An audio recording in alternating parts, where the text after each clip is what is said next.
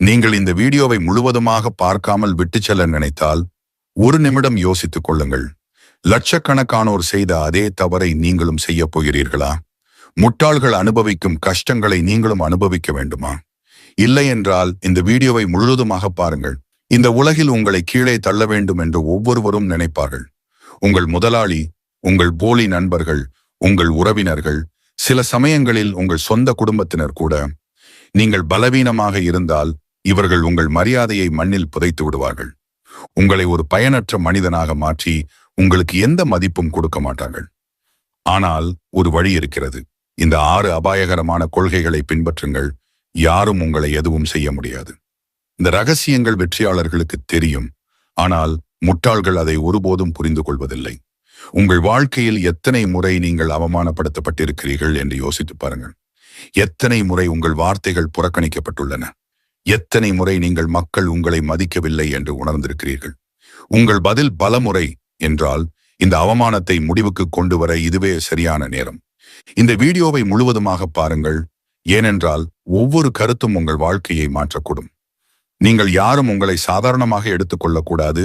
மக்கள் உங்களை மதிக்க வேண்டும் மற்றும் வாழ்க்கையில் நீங்கள் ஒருபோதும் அவமானத்தை சந்திக்கக்கூடாது என்று விரும்பினால் இந்த சேனலை இப்போதே சப்ஸ்கிரைப் செய்யுங்கள்.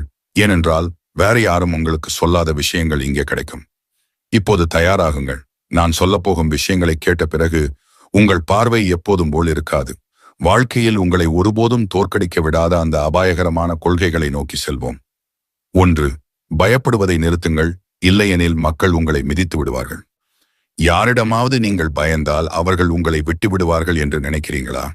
இல்லை. இந்த உலகில் மக்கள் தங்களை பலவீனமாக காட்டிக்கொள்பவர்களை அதிகம் துன்புறுத்துகிறார்கள். காட்டில் முதலில் கொல்லப்படுவது எது என்று நீங்கள் எப்போதாவது பார்த்திருக்கிறீர்களா? பயந்து ஓடுவதுதான். சிங்கம் கூட ஒரு சக்தி வாய்ந்த விலங்கிடம் சண்டை போட விரும்புவதில்லை. ஆனால் பலவீனமான ஒன்றை கண்டவுடன் அது தாவி பிடித்துவிடும். இதே விதி மனிதர்களுக்கும் பொருந்தும். ஆச்சாரியா சாணக்கியர் கூறுகிறார், சிங்கம் தூங்கிக் கொண்டிருந்தாலும் அதன் மீது தாக்க முயற்சித்தால் அது விழித்து எதிரியை அழித்துவிடும். அதாவது ஒரு சிங்கம் வயதானாலும் கூட அதற்கு மரியாதை உண்டு. ஆனால் ஒரு காகம் காரணம் இல்லாமல் ஒருவர் மீது விழுந்தால் மக்கள் அதை அடித்து கொன்று விடுவார்கள். அதாவது நீங்கள் உங்களை பலவீனமாக காட்டிக்கொண்டால் யாராலும் உங்களை மிதித்து விட முடியும். ஆனால் நீங்கள் பலசாலியாக காட்டிக்கொண்டால் மக்கள் உங்கள் அருகில் வர 100 முறை யோசிப்பார்கள். இப்போது பயத்தை எப்படி முடிவுக்கு கொண்டு வருவது என்ற கேள்வி எழுகிறது. பயம் 2 விஷயங்களால் ஏற்படுகிறது. 1. உங்கள் மனதின் சந்தேகத்தால். உங்களுக்கு உங்கள் மீது நம்பிக்கை இல்லை என்றால் நீங்கள் எப்போதும் பயப்படுவீர்கள். 2. மற்றவர்களால் உருவாக்கப்பட்ட போலி பிம்பத்தால். நீங்கள் எதையும் செய்ய முடியாது என்று இந்த உலகம் உங்களை உணர வைக்கும். இதனால நீங்கள் பயத்தில் இருப்பீர்கள். அதனால் அவர்கள் உங்களை பயன்படுத்திக் கொள்வார்கள். நீங்கள் இந்த பயத்தை முடிவுக்கு கொண்டு வர வேண்டும். இல்லை என்றால் இந்த பயம் உங்கள் வாழ்க்கையை அழித்துவிடும். ஒரு மனிதன் பயப்படும் பொழுது அவன் தனது முடிவுகளையும் மற்றவர்களிடம் கேட்டுதான் எடுப்பான். அவன் பிறரின் வார்த்தைகளுக்கு தலையாட்ட ஆரம்பிப்பான். மெதுவாக அவனது அடையாளம் அழிந்துவிடும். பலவீனமானவர்கள் எப்போதும் யாரையாவது பின்தொடர்ந்து செல்வதை நீங்கள் பார்த்திருப்பீர்கள். ஆனால் தங்களை நம்புபவர்கள்தான் இந்த உலகில் முன்னேறுகிறார்கள். நான் என்ன செய்ய முடியும்? நான் சிறுவயதில் இருந்தே பயத்தில் வளர்க்கப்பட்டேன் என்று இப்போது சொல்லாதீர்கள். இந்த உலகில் அனைவரும் பயத்துடன் தான் பிறக்கிறார்கள். ஆனால் அதை வென்று முன்னேறுபவர்கள்தான் உண்மையான வெற்றியாளர்கள். நீங்கள் உண்மையிலேயே சாதிக்க விரும்பினால் பயத்தை வெல்ல வேண்டும். பயத்தை வெல்ல ஒரே வழிதான் உள்ளது. உங்களை நீங்களே மனதளவில், உடல் ரீதியாக, பொருளாதார ரீதியாக வலிமையாக்கிக் கொள்ள வேண்டும். ஆச்சாரியா சாணக்கியர் இன்னொரு இடத்தில் கூறுகிறார், தளர்ச்சி உன்னை ஆட்கொள்ள விடாதே. அது உனக்கு சிறப்பானது அல்ல. இச்சிறிய மனத்தளர்ச்சியை துறந்து எழுந்து போராடு. அதாவது ஒருபோதும் பரிதாபமானவராக இருக்காதே. ஒருபோதும் ஓடிவிடாதே. நீங்கள் பயந்து ஓடினால் உலகம் உங்களை பலவீனமாக நினைக்கும். மேலும் உங்களை பயன்படுத்திக் கொள்ளும். ஆனால் நீங்கள் உறுதியாக இருந்தால் மெதுவாக மக்கள் உங்கள் வலிமையை புரிந்து கொள்வார்கள். இப்போது உங்கள் முன் 2 வழிகள் உள்ளன. 1. வாழ்க்கை முழுவதும் பயந்து மற்றவர்கள் தயவில் வாழுங்கள். அல்லது இப்போதிலிருந்தே உங்கள் பயத்தை முடிவுக்கு கொண்டு வந்து வலிமை அடைத்து நீங்கள் யாருக்கும் சளைத்தவர் இல்லை என்று உலகுக்கு காட்டுங்கள். முடிவு உங்களுடையது. உங்கள் வாழ்க்கையை பயத்துடனா அல்லது மக்கள் உங்கள் பெயரை கேட்டாலே பயப்படும் அளவுக்கு வலிமையுடனா? இப்போது அமைதியாக இருக்காதீர்கள். அடுத்த கொள்கைக்கு செல்வோம். 2வது, உங்கள் பலவீனங்களை உலகத்திடம் சொல்லாதீர்கள். இல்லையெனில் மக்கள் உங்களை பயன்படுத்திக் கொள்வார்கள். உங்கள் மிகப்பெரிய தவறு என்ன? உங்கள் உழைப்பு குறைவு, உங்களிடம் பணம் இல்லை, உங்கள் விதி கெட்டது என்று நீங்கள் நினைப்பீர்கள். ஆனால் உண்மை இதைவிட அபாயகரமானது. உங்கள் மிகப்பெரிய தவறு என்னவென்றால், உங்கள் பலவீனங்களை நீங்களே மக்களிடம் சொல்லிவிடுகிறீர்கள். இந்த உலகம் ஒருபோதும் உங்கள் துன்பங்களுக்கு இரக்கம் காட்டாது. மாறாக அதே பலவீனங்களை பயன்படுத்தி உங்களை மேலும் கீழே தள்ள முயற்சிக்கும்.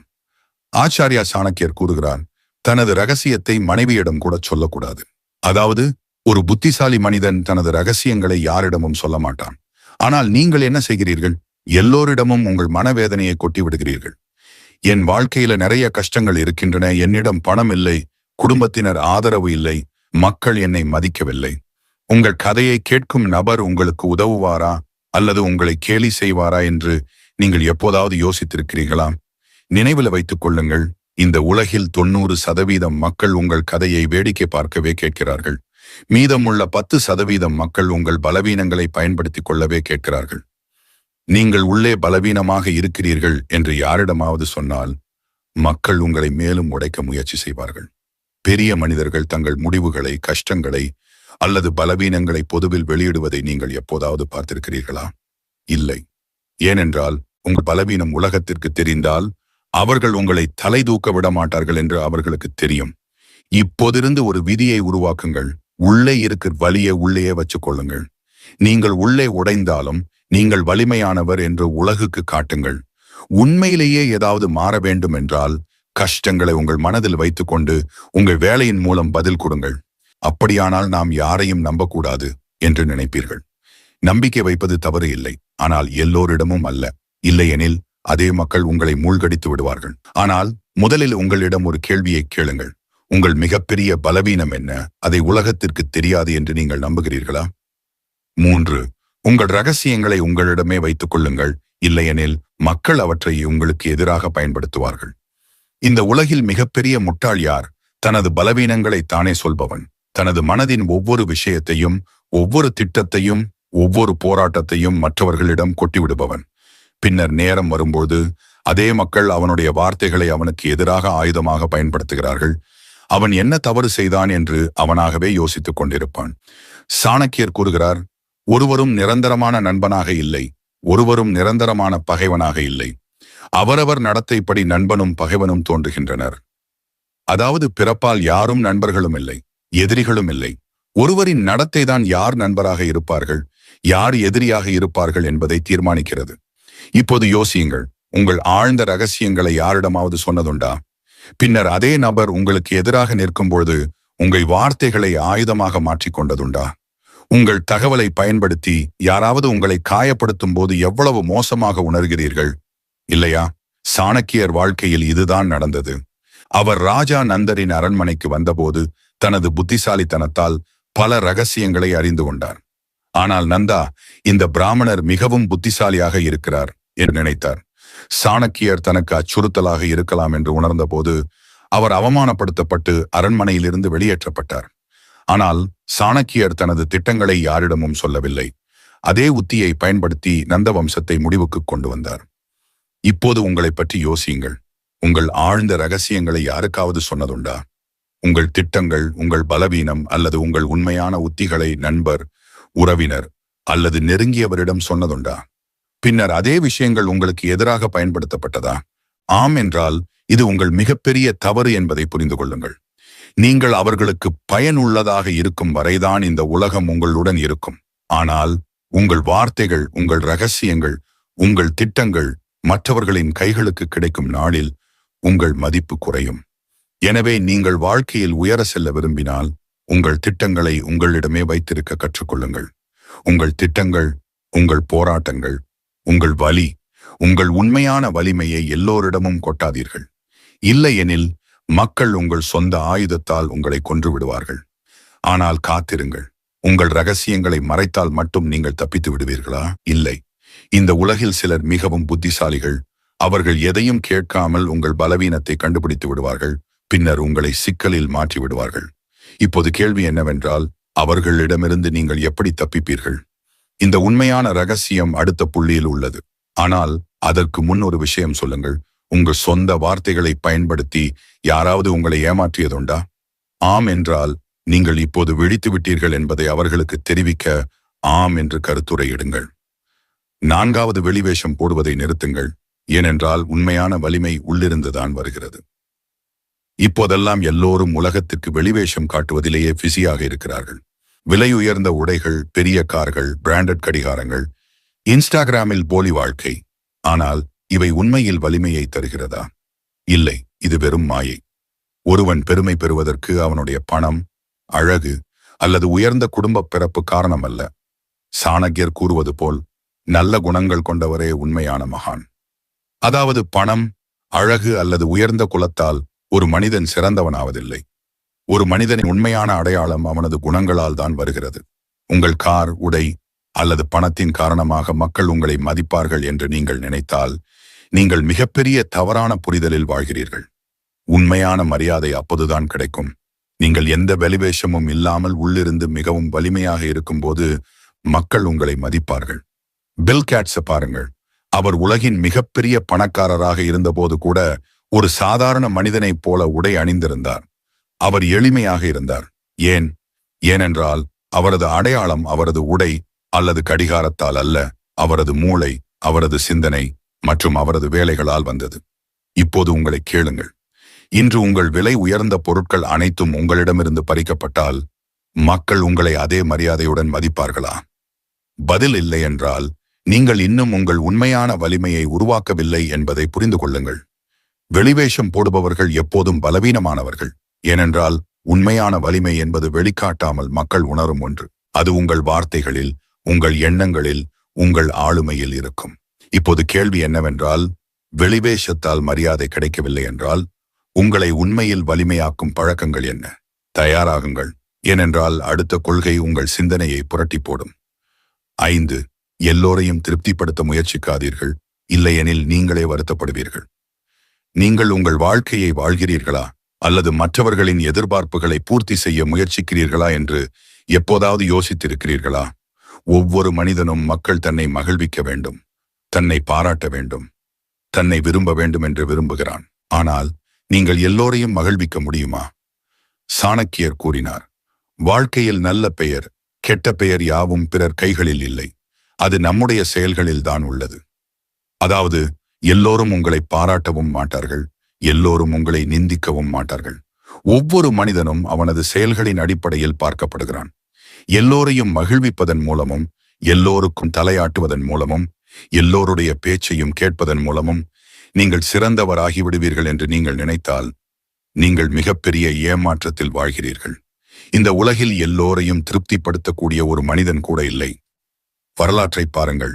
மகாபாரதத்தில் அர்ஜுன் கூட பகவான் ஸ்ரீ கிருஷ்ணரின் வார்த்தைகளை கேட்டு எல்லோரையும் திருப்திப்படுத்த முயற்சிக்கவில்லை.